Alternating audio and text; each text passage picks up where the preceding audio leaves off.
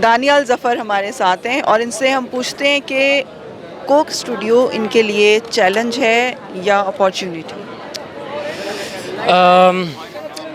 I think अगर एक जगह से सोचा जाए तो चैलेंज भी है, अपॉर्चुनिटी भी है। चैलेंज इज़ द फैक्ट कि जितने तमाम म्यूजिशंस थे उन सब के साथ बैठ के एक रास्ता ढूंढना कि how to execute the song in the most perfect way, कि आप भी खुश हों, आपको भी तसल्ली हो और जो लोग सुनने वाले हैं उनको भी अच्छा लगे। तो वो ऑब्वियसली एक चैलेंज होता है। अब उसमें एक प्रोसेस होता है बहुत लंबा, जिससे हम सारे गुजरते हैं, जैम्स होते हैं, सब कुछ होता है। And that's the challenge that we all have, this common struggle that we need to take out the best in ourselves. Opportunity इस सेंस से है कि it's I I don't need to even say सबसे बड़ा platform है।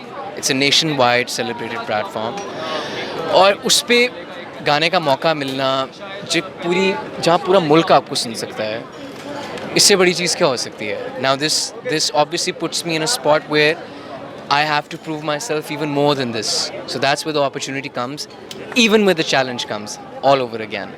With every step, you go higher. And as you keep going higher, you know, आपको रास्ता ढूंढना पड़ता है, जो कि होता है चैलेंज। So अच्छा, दानियाल जस्ट अ स्टार्ट, तो अब अपने भाई की जो लेजेसी है उसको वहाँ तक पहुँचना है या मतलब क्या लगता है पहुँच जाएंगे भाई तक? देखिए, he has had his own journey and his struggles have been his own to the point that उन्होंने मुझे बहुत इंस्पायर किया है। So मुझे इस हद तक इंस्पायर किया है कि मेरा मकसद जो है वो ये है कि ऑब्वियसली मैं उनसे भी एक कदम आगे जाऊँ या दो कदम आगे जाऊँ, या जितनी कोशिश हो सकती है। And I am sure he would wish the same for me, just as I would wish the same for my younger sibling. कि देखिए, जिनको your loved ones, your family, आप यही चाहते हैं कि ये हमसे भी आगे जाए और हमसे भी आगे चीज़ें लेके जाए। एंड हमेशा I have looked up to him for guidance. लेकिन एक चीज़ जो उन्होंने मुझे शुरू से कही थी वो ये थी कि देखो दानियल, तुम्हारी जर्नी तुम्हारी होगी, तुम्हारे स्ट्रगल्स तुम्हारे होंगे, I will be there for guidance, but when the time comes कि तुम्हें प्रूव करना है अपने आप को, वो तुम्हारा टाइम होगा and you alone will do it. So I believe I did do it at this stage and I believe कि अब इससे आगे का जो रास्ता है वो बढ़ता ही जाएगा, और जितने मौके मिलेंगे उससे यही कोशिश होगी कि जितना आगे जाया जा सके मैं जाऊँ।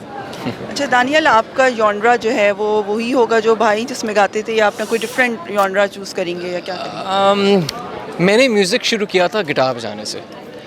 सो यू नो, आप व्हेन यू यंग और आप जब रॉक नया नया डिस्कवर करते हो तो आपकी एक जर्नी होती है पूरी, यू नो, आप बाल लंबे करते हो, ये वो सारा, गिटार बजाते हो, रॉक करते हो। वो तो मेरा शुरू से ही थोड़ा सा डिफरेंट एक जॉनरा था कंपेयर टू हिम। हमारे एक मिडिल ग्राउंड आता है जो which is sounds fantastic when we come together, but me as an individual I am much different.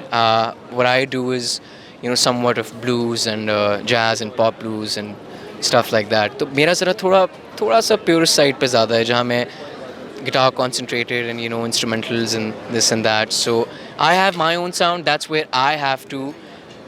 That's how I will make myself distinct. तो अगर अपनी sound नहीं होगी आपकी, और I mean, no one would want another Ali Zafar. You know, he's his own person, and Ali Zafar से बेहतर अली ज़फ़र कोई नहीं कर सकता। सिमिलरली आई वुड वांट कि दानियाल से बेहतर कोई दानियाल ना कर सके। सो और एक्टिंग करनी है? शायद।